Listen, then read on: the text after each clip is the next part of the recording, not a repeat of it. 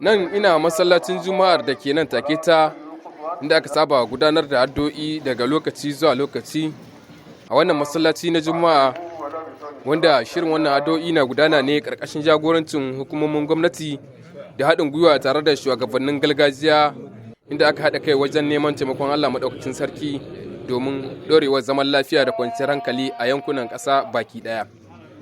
Masu halarta za ku gani akwai shugabannin bariki da kuma na gargajiya da sauran makarabai.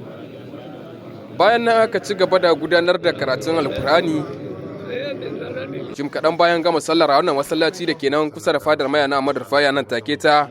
An yi kira ga al'ummar take ta da su ci gaba da yin addu'o'in tare da haɗin kai domin samun ci gaban ƙasa da zaman lafiya mai albarka da ɗorewa. Ni jara gazar albarka.